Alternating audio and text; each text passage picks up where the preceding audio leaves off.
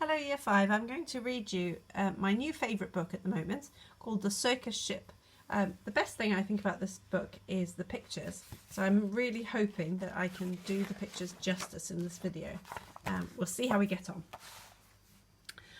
5 miles off the coast of Maine and slightly overdue, a circus ship was steaming south in fog as thick as stew. On board were 15 animals who travelled to and fro. The next day it was Boston for another circus show.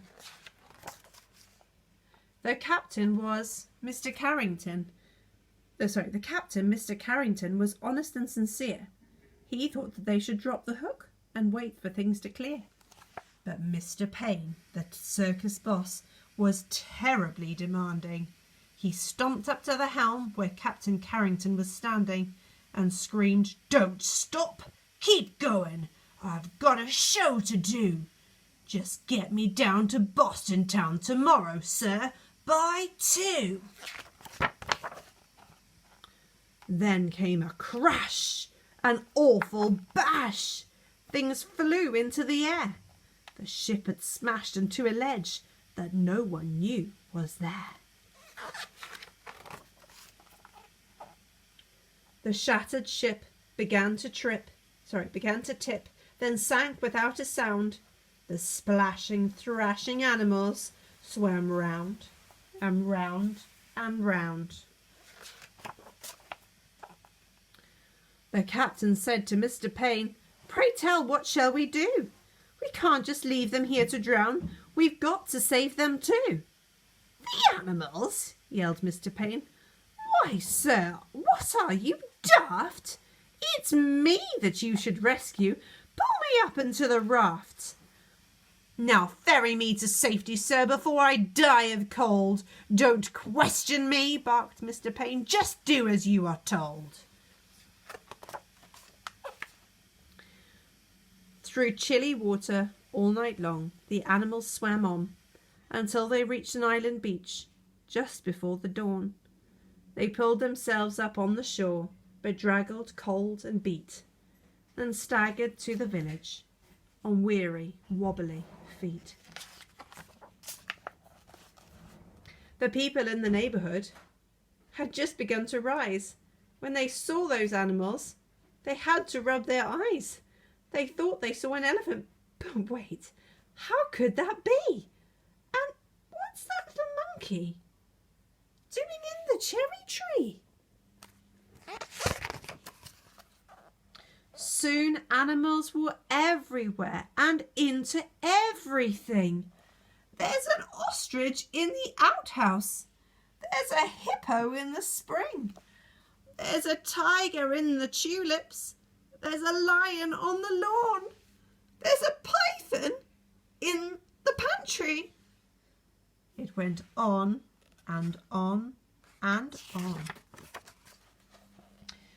Mr. Hood was stacking wood and nearly jumped a mile when he found the alligator sleeping on his pile. And Mrs. Dotty, who grew daisies by the bunch, discovered that the zebra had been eating them for lunch. And Mrs. Fanny Feeny found, according to the rumours, the silly little circus monkey swinging in her bloomers. But everything changed quickly, like the turning of the tide. The night the abbot's shed caught fire, with Emma Rose inside.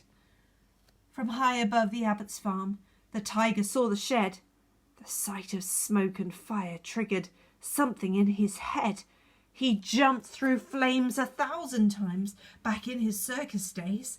So he ran past all the people and he leapt into the blaze. Then everybody panicked. "Help! Help! What can we do?" When from the raging fire, something big burst into view. It was the most amazing sight, and everybody froze when they saw the tiger saving little Emma Rose. The tiger's risky rescue changed everybody's mind. The animals weren't bothersome. The animals were kind. And so they lived together Side by side they got along.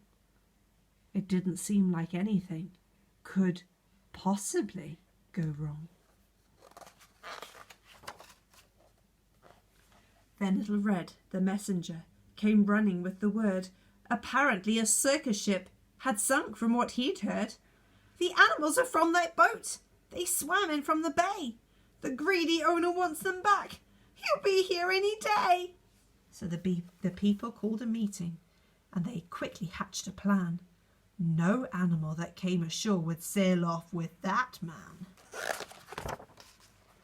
The next day, at the crack of dawn, a ship was at the pier, and up the lane marched Mr. Payne, whose voice was loud and clear.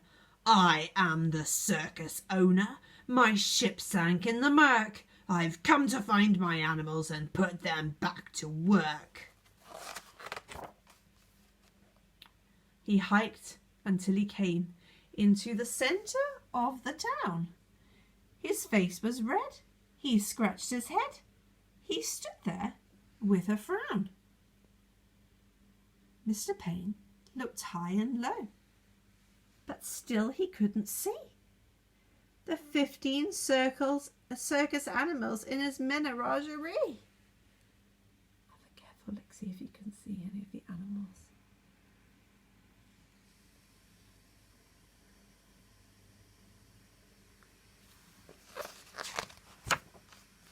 He ran round the alleyways. He searched the village square. He even checked the chicken coop. But his animals weren't there. Mr. Payne was tuckered out, his heavy chest was heaving. Then Little Red stepped up and said, I think your boat is leaving. He ran off in a fit of rage. His ship was leaving sight. So he jumped into a rowboat and rowed with all his might. And from that day, they like to say, their lives were free of pain. It was a happy, peaceful place upon that isle in Maine.